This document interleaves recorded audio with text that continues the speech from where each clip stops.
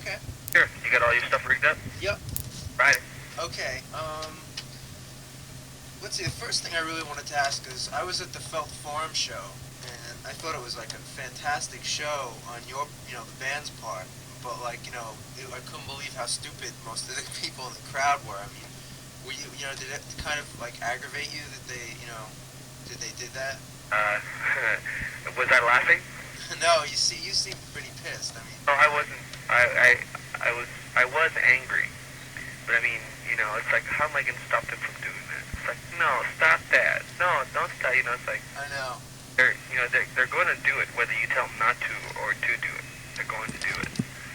And I just, I was just being very honest with them. I wasn't pissed off. I was just being very, very honest and saying that. That's why I said, you guys are fucking it up, man. Well, it seemed like kind of ridiculous to me that most of the people paid like what $20 to see a band they really like, and then they made the band go off early. It's like, why bother? I don't know. It's just I couldn't understand because I wanted to hear more, and it's like, well, the band had to go off because people were throwing stuff at them. It's like, why? Well, we had to go off because we were cut short because we went a little over from what I understand. Oh, really? Yeah, because they have a curfew at the house there. Oh, I thought it was because the people were doing stuff. Union's got a curfew time, and if you don't meet it by a certain curfew time, you end up paying them, an arm and a leg for the staying after for 10 minutes. Uh-huh. So they had put us on a schedule, and we went over our schedule. Well, the simple reasons that we're throwing all this shit, so we had to stop for a while. Right. And they made us come off and say, hey, listen, you gotta tell them to stop. Did you have that problem anywhere else on the tour? Well, in various places, I think New York and LA are the top two contenders and stuff like that. Chicago is really good, but they don't throw things. I mean, they have a good time. They're out there having a good time. Right. The LA and New York, for some reason, are a little bit crazier than the crowds. But I mean, I don't mind how a crowd is as long as they're enjoying the music. Right. It matters to me what they do. Sometimes it's a little disappointing, but what are you gonna do? It's like That's true. It's just something you can't stop. You get a room full of kids together, and something's gonna happen. Whether and majority of the reason is because shit happens. No one, I don't tell them to do anything. I don't provoke anything. That's true. So a lot of the shit that happens is fucking shit that happens. How did your European tour go? Well, it was half the tour. We rescheduled all the other half of the tour. And while we're home, we were coming home because we had to reschedule home. That's because of Dave. And then once everybody found out we were coming home, the priest gentleman asked us if we wanted to do this priest tour. We said sure. How do you feel about that? I mean, is that a kind of... I think it's an opportunity. It's an opportunity that we should take. I mean, we'd be stupid not to. And I think it'll do really good. I think it'll help us out and it'll help priest out. I think it's positive. So and it's really well. It's a good chance maybe someone else will give us a chance too. I think it's a good bill in a lot of ways too, because there's something similar about the way they were when in their earlier days to what you're doing now. That's another reason why. Because I mean, the kids are really into those guys, especially Slayer kids. They're into Priest. They're fucking into Maiden. They're into Metallica. And the stronger the bill, the stronger the unity is. Do you think you'll also, by touring with a band like that, you'll also, gain some new fans along the way? It really depends on the fans that go see it. They might like it and they might not. I'm not gonna sit here and answer for them. How about? I mean, I was gonna ask about it later, but you covered Dissident Aggressor on the new album, which I thought was a really good cover. Is there any reason why you wanted to do that? I mean, was it something you'd done in your early days and just wanted to? It's a song we never played live. We always did it during sound checks, and it's a song we recorded once, never finished. Recorded it again and finished it. Uh-huh. Did it for. We thought about doing it during Hella Waves, and then for Rain and Blood we recorded it in the studio. We did the basic tracks for it. And then after that, nothing happened with it. So on this album, we recorded it. It was a bit slower than average, and it went well with the album. So we figured, well, let's finish it and see what it sounds like. If it sounds good, we'll leave it on the album. Were they an influence on you when you started it all? They were, well, they were part. I would guess so, because we played cover tunes by Priest and Iron Maiden, you know. So I would assume they had some influence. I think Sabbath was another influence. We did Sabbath tunes too. I mean, Right. so we did the influence was there in style. In other words, in how to orchestrate the song. Uh, the heaviness I think is something we've built. We've come across on our own, and the fact the intensity that we project is something of our own too. So Oh yeah. What do you think? I mean, going from that point, like so many bands nowadays really are kind of continuing on what you know originated, or not. I wouldn't say ripping you off, but it definitely seems like there's a lot of bands out there that really owe a lot of their sound to you. I mean, does that flatter you, or does it kind of like make you annoyed, or how does it make you feel? I guess I should be flattered. I should be. I you know I just think that bands should be original. Whether they were influenced by someone. If someone was a major influence in their creative aspects, they should still be original. Right. It just takes time, and it takes time. I mean, it took us 7 years, 7 years to finally get to what we think is getting better. I should say, what is better. It is getting better. It's getting better the older we get. I think our next album, who knows what our next album's gonna be like. It's fucking the way this album came out. I think it's great. I think we can, we got two ideas that we can work with. We got thrash, and fucking got the heaviness. Right. Well, I thought it was a great move on the new album, especially because it showed that you weren't kind of just sticking to any one thing, and you were like, willing to experiment a little bit and, kind of throw the fans a little bit of a curveball, but it was equally as powerful. I mean, is there any? I know people have been saying like, oh, the album's so slow and it's very different or whatever. But I mean, I don't know. Don't you think that was kind of part of your sound to begin with? Because Hell Awaits was kind of, slower as well. Well, that's just how the album came out. Rain and Blood, the album came out fast before we even realized how fast it was. I mean, that's the way we wrote the song. So it's more like it's not really something that you. No, we don't plan out our albums. That's just. I mean, when we did the material for Rain and Blood, we worked on it, made sure everything was tight, and then we went to the studio, we recorded it, with the Slayer, and with the energy, and we didn't realize how fast these songs were until we recorded the songs. Right. Realized the album was short. And this one, we went in, we were working with the material for a long time. We wanted to make sure it was perfect. We kept fine tuning the song, until it felt right, until we played right. And then until we felt that we should record it, it was good enough to record. Right. Then we went in, recorded it, and everything was a tad slower. Because that's the way the songs were written, to be slow. They also seem a little bit, I don't know, they have a lot of depth to them. Because I find, like, listening to Rain and Blood, it, like, the songs really, like, are very, like, they grab you right away, and you really like them, whatever. Whereas this album, it's like, the songs take a while to sink in, but once they sink in, there's, like, a lot more depth to them, maybe? They're there. They click. Yeah, exactly. I mean, after a couple listens, I was just like, wow, this is great. These songs have so much behind them. I mean, do you see it as kind of like a natural evolution in the Slayer sound? I can't tell you that because I don't know what, I have no idea what we're going to do. I mean, right now, I've got basic ideas for songs, different viewpoints on some stuff. Right. I'm just in the thought process. I'm not even going to bother to write anything because, I can't write anything on the road. So it's like, we really won't know until we get home and take some time off and sit down and start working with the shit. We won't know until then as to what kind of, what we plan to do. And, it's always going to be the same though. We'll always stay on the same path. You know what I mean? We're always going to be on that same Slayer path. We're just, going to widen the road a little. Right. Make room. Because the truckloads get bigger. Something else I noticed on the new album is like on several songs, like the title song and Spill the Blood and a couple others, your vocals are a lot, not really melodic, but your vocals are different. Like they're not just so much like shouted; they're more sung. Or sung, yeah. Was that something you like consciously wanted to do, or like expand your vocal, That's range? That's something we sort of had planned on doing. And we even mentioned to ourselves, I think, like I should like sing one of our songs. So we figured out, well, which songs would be more like that? Spill the Blood was one that I definitely wanted to sing because it's such a hypnotic song.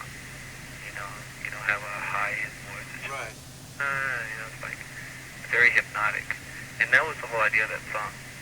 I like the fact that it's like that. It's very hypnotic because it's a melody that sticks in your brain. Because when we were doing the recordings, a lot of the engineers that were working, because we went through like 4 engineers, basic tracks, and we couldn't get a steady one because everybody had prior engagements, so, we couldn't get them. So we had to use different ones every time because they each had other things to do. So we were doing that, and a lot of them, would listen to it, and after a while they'd be whistling.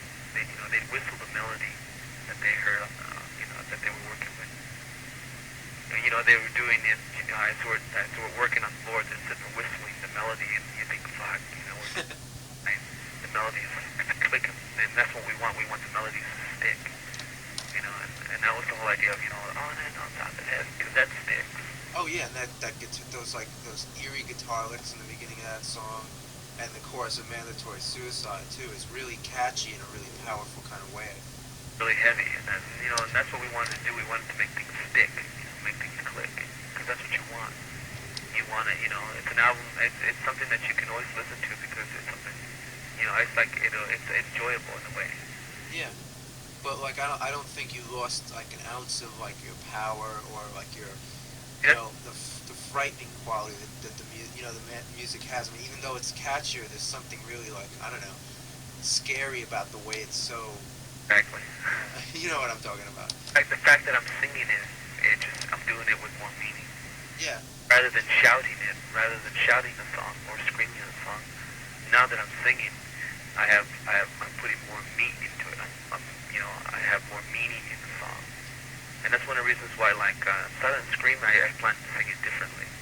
I had planned to, sing it in a Slayer fashion, the fast Slayer, singing verse. Right. And Ruben suggested, why don't you change your pitch, lower your pitch, and sing it, and sort of almost talk it.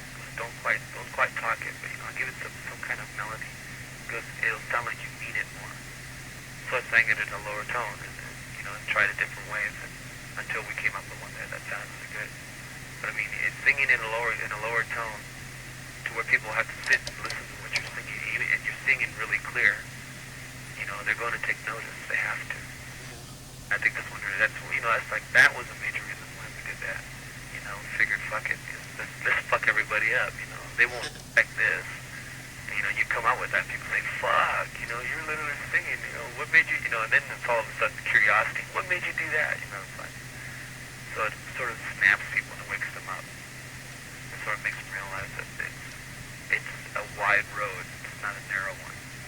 How about I noticed another thing, compared to like most of the other albums, you contributed a lot more lyrically this time. I mean, was that something else though that you had planned, or did it just come out that way? It just came out that way. Actually, I was just waiting for the right opportunity, and this was it. I just waited for a time when Carrie wouldn't be able to write anymore, and Jeff was running out of lyrics. You know what I mean? Right. That's what I waited for. And Jeff was, in a way, Jeff was kind of busy because Jeff wrote the majority of the material musically. Right. So Jeff was really, he was preoccupied with the fact that of trying to get material together and songs together. He didn't really pay too much attention about lyrics. He had 2 songs that one he had written halfway, and one that he couldn't write, but Spill the Blood was his. He just didn't know how to write it or how to word it. And then when we found it, we were listening to it, and we found a melody for it. I told him, well, this is the melody. And he goes, yeah, I know, that sounds cool, because we were humming a melody to it. It sounded really cool. So I sat there and I picked his brain. And he he said he said the statements, and then I dictated them on paper. And you know, as he went along, I sat there and wrote everything down, and then I juggled them around and said, "You got a song here." And he goes, "That's it. That's what I wanted to write. I didn't know how to write it." I go, "Well, we just did it." You know, and then you know, this was the opportune time for me, and Jeff, you know, paid more attention to the music. You know, he couldn't really concentrate on the lyrics that he wanted for certain songs. And then, you know, Carrie was in the same kind of position Jeff was, you know, but Carrie couldn't really get anything done this time. I think he had other things on his mind, let's put it that way. Right. So, you know, I just told Jeff, I said, well, let's you know, 4-track this shit. I want to take it home, and then I'll give you a tape of the shit and see what you think. So I gave him my ideas, and Jeff liked them. You know, Carrie learned to like them. But, you know, and all is fine. You know, everybody thinks it's a great album, and nobody's knocking it. I think it's a fucking hell of an album. I think it says a lot more, and it's a lot stronger than the previous albums we've ever done. Lyrically, it's a lot stronger. It seems a lot more topical too, lyrically. I mean, a lot of the songs are really make a lot more statements about things. Just seem to really be a lot more relevant in a way. And I think a lot of people, I think that's one of the reasons why a lot of people like this album more. And that's what I hear. I hear that from a lot of people. They said they can understand it, which is something that I want to do. I want them to understand, you know. And they come up to me, and like a lot of kids, they tell me they really like this new album. And I said, well, what is it about it? They say they can understand it. I'm like, well, what do you mean understand it? He goes, yeah, you know, I can understand what you're saying. You know, and it's not that I'm singing. It's just I think they really do understand what it is I'm trying to get across. And a lot of kids say the same thing. They say they can understand what, you know, what the song is saying, rather than rather than it being just a song about somebody killing somebody. You know what I mean? Right. They can understand what's going on. So, and I think that's a positive response. So, I think the next album I'm hoping we'll stay on that basis, lyrically. Musically, I think we can do whatever we want, and still carry the name of Slayer, you know what I mean? Well, doing this album, I kind of think has opened some doors for you in the sense that you don't have to feel like, well, we have to repeat what the last album was, or whatever. You can kind of say now even more, well, we did what we wanted to do this time, now we can do what we want the next time. Well, I think I wouldn't be surprised if the next album was a really thrash album, you know. But then, you know, it's like you never know, you know, because I just think you know, you'll just have to wait because I have feelings about how this new one's gonna be. I think it'd be cool if we did go that way. Overall, like, are you pleased with the fact that this album's been so successful? Because, I mean, it's really selling really well, especially, you know, even compared to the last one. It's doing really well. I mean, are you... Might have a lot to do with the fact that, you know, Geffen this time has made the album more accessible. And record stores that wouldn't carry the record, Geffen would call up and talk to them and say, well, what's wrong with that record? What is it that you don't, you know, what is it you don't like? And then the record store would say, well, we don't like this, we don't like that. And then they'll sit there and explain to them, well, this is why this is like that, and this is why the song is written like this. Now, the meaning of the song, it goes like this, and it really refers nothing to you know, this and that. And they start explaining, they start telling them, you know, really talking to these people. This Geffen's doing this, right? They're doing this shit, and then the record store say, okay, well, I'll carry 200 and see how many we sell. And usually they end up reordering. You know? But I mean, you know, Geffen's like, you know, trying to get, you know, the conscious, you know, trying to make people conscious of what the album is about, what we're really about, you know. So, you know, they're really doing 100%. That's fucking great. So, I mean, were you surprised at all that, you know, it seems like a couple years ago there wasn't, I don't know, to me it just seems kind of wonderful, but also unbelievable that like music like Slayer is like as popular as it is now. Like, No, it's weird, isn't it? I mean, I think it's great, but it's just like, Oh yeah, it is great, but you kind of wonder, it's like, fuck, it's like whoever thought that this kind of music would get notoriety, would get acceptance, you know what I mean? much less almost make top 40 in Billboard. It's like, And that's like, you know, I just think it's neat. I think it's really, really good that a band like Metallica has been able to fucking make a name for themselves the way they have. I think it's fucking great. I think it just makes it that much, that much more of a reality for us. yeah. Well, it seems like with each band's release, of the bigger bands in the genre, it's like each one helps the next one along, and so it's just like snowballing. I can see in 2 years, a Slayer album in the top 10. That'd be interesting. I don't see why not. I mean, the way things are going. Got to the top 50, which is like, we were in the top 50. Actually, no, we were in the top 60. But I wanted to get like in the top 50 because we got as far as 54, I think, on the Billboard chart. And I was kind of hoping it'd go past 50, then I can say, yeah, we were in the top 50, yeah. Just the notoriety of the fact that, Slayer, man, it's in the top 50. It's like, when does that ever happen, Yeah. I thought that would have been really cool. Have you guys done a video yet at all? We'll be doing, hopefully we're going to be we're trying to set up a live recording for a video, but we don't know where we want to do it yet. And, we might record it here in the States, or we might record it when we go back to Europe. We really haven't decided. But it'd be more of an end-of-the-road thing where people can sit there and buy the videotape, while we work on our new album, work on ideas for a new album. That way they have something that they can savor and look at it all the time. You don't think you'd do like a video, No concept video. If we would have a concept video, it'd be really gruesome. It'd be a very gross video. And you know how the fuck we are, I know, MTV would be like, oh, we can't show that. Like, you know how there's independent video shows on regular TV nowadays. Yeah. They wouldn't even show it. Let's put it this way: if Slayer were to make a video, it would represent visually what we write.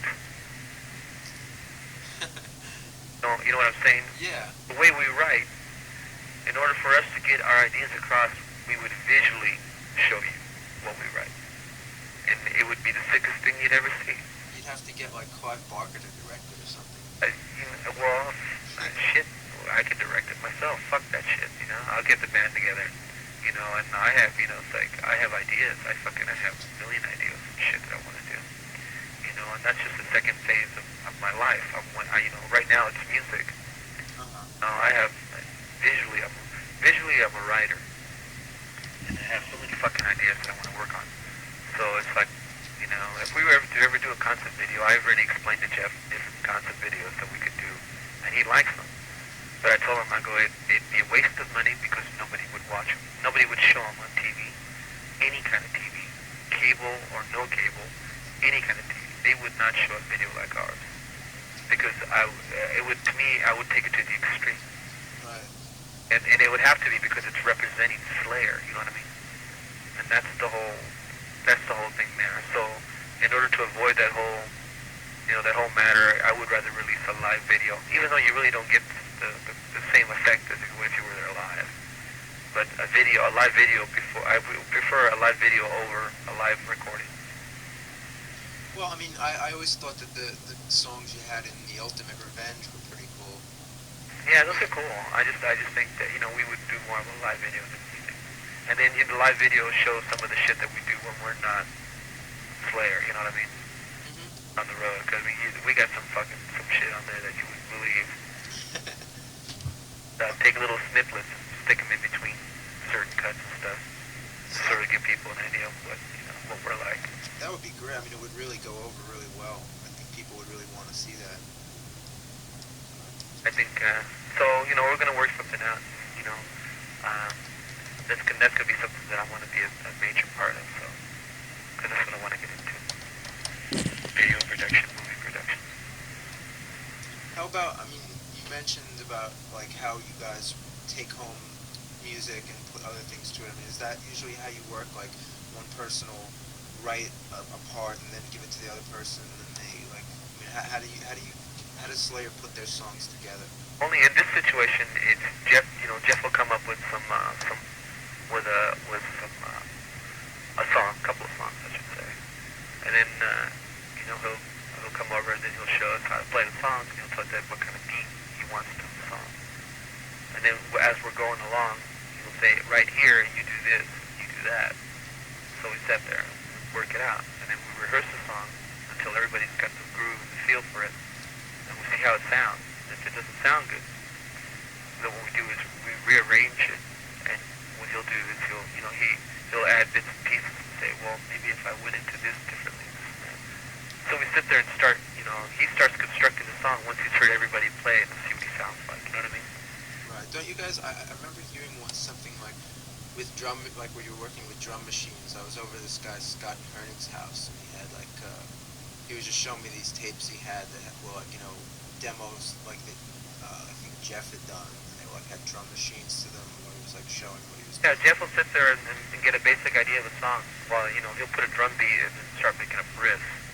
And then once he gets some riffs together, what he does, he puts drum beats in there, and then he gets some riffs in there, and then he gives us a tape, and we all sit there together and listen to it, and say, this is the idea. And everybody will sit there and listen to it, okay. And then you'll say, okay, let's work it out.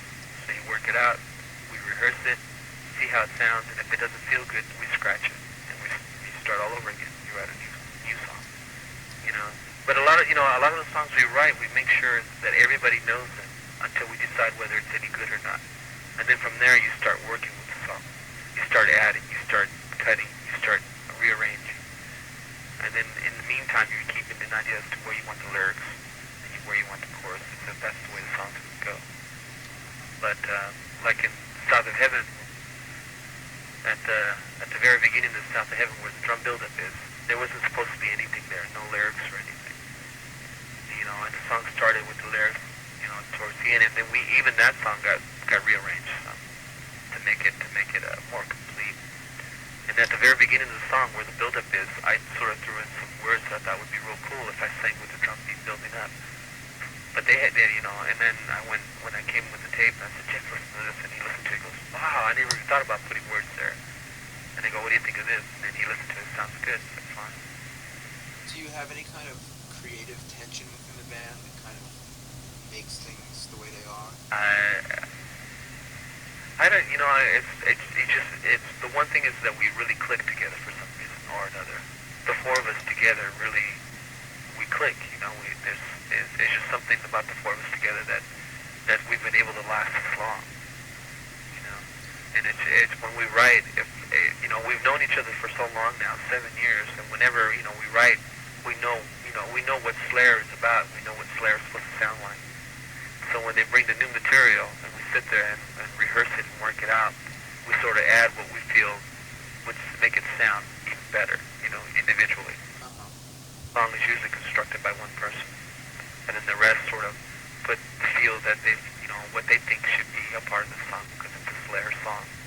And the same with Dave. Dave does some shit that we said, fuck, do that again, Dave, and he'll do it again. Cool, do that on this part. Dave said, okay, and that's how it is.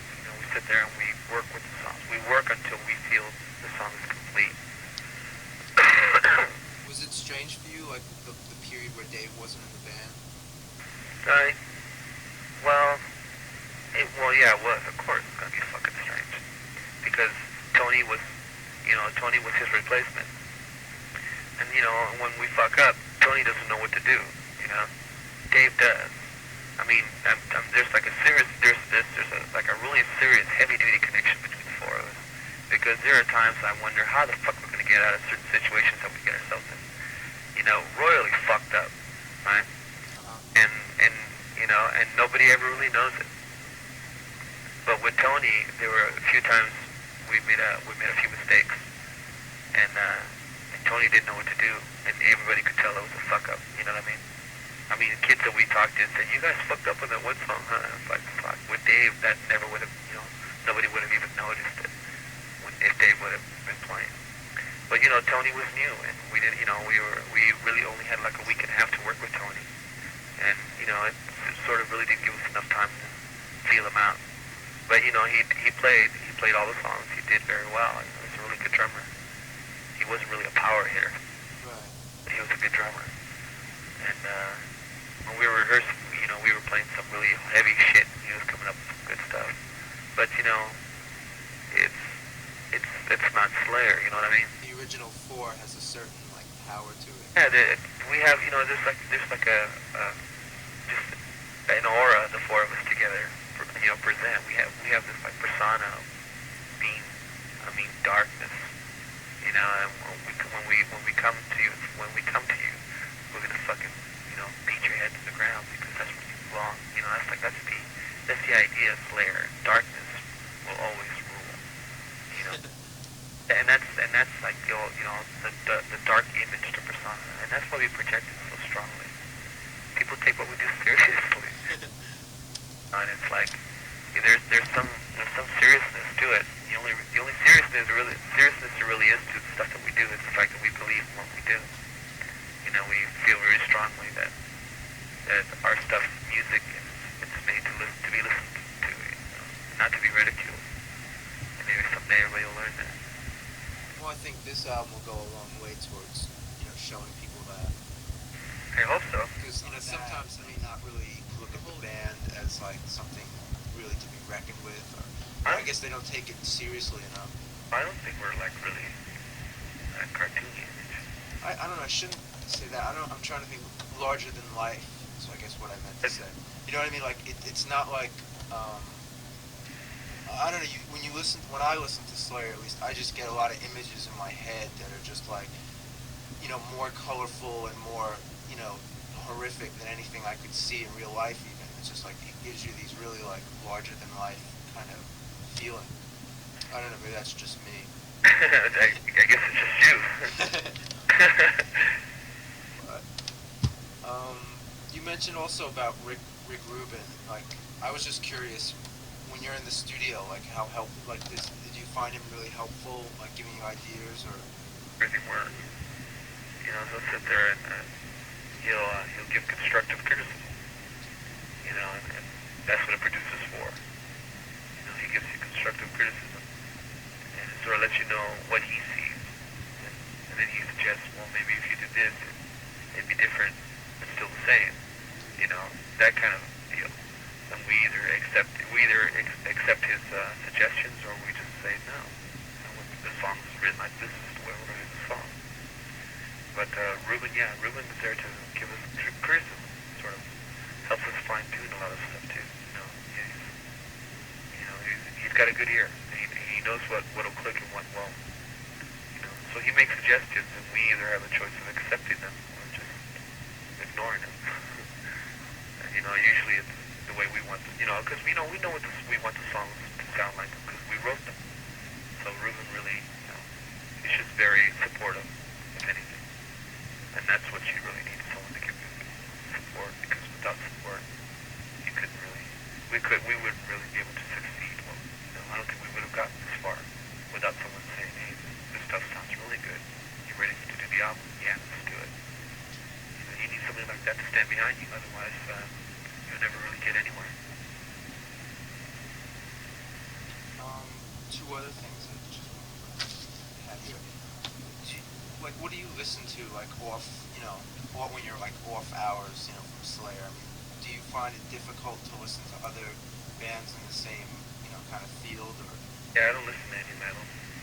I give everything a listen once, a one listen, but I really don't like to listen to it too often.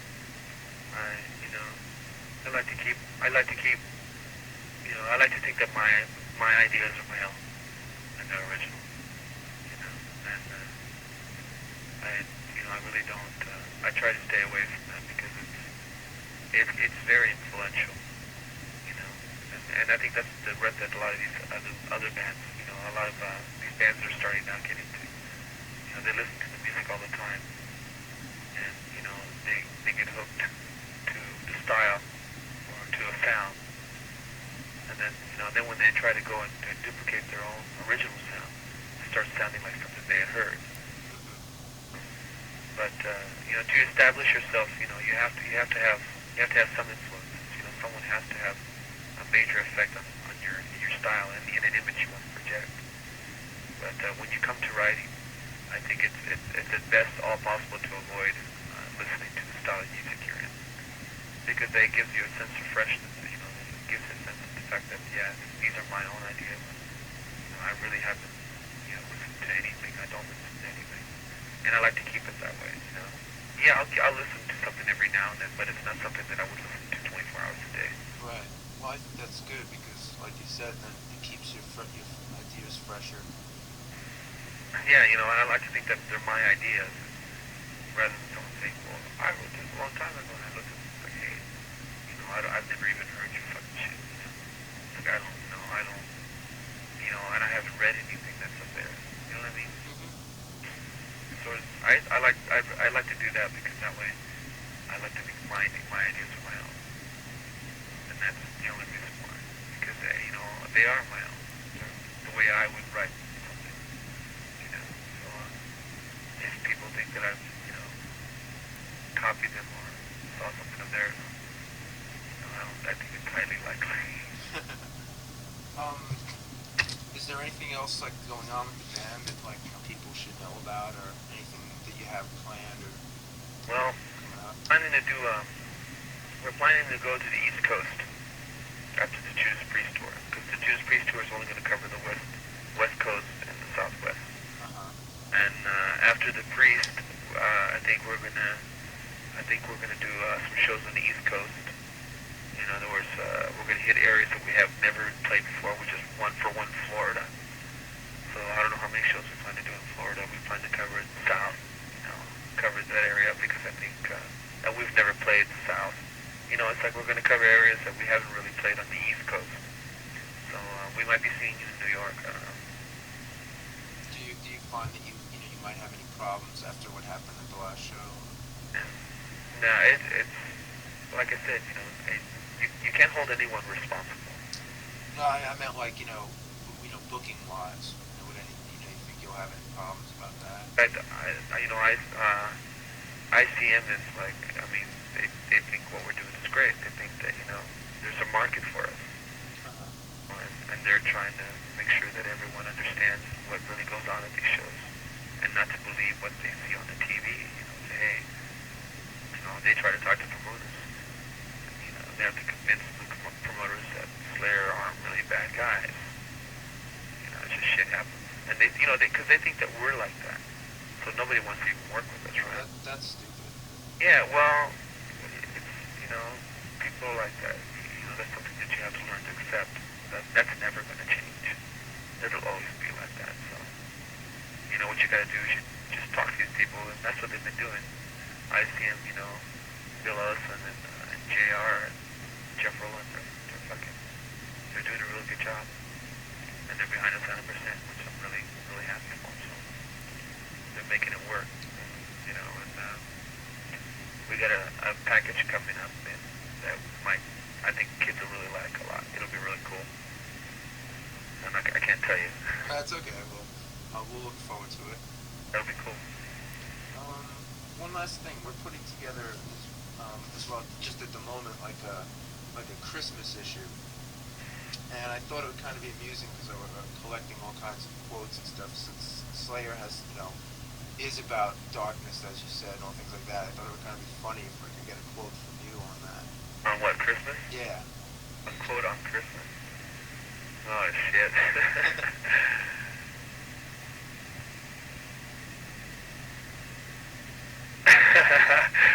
Christmas. God, how can I say this without being mean? Well, you could be mean if you want to. I think it would be amusing.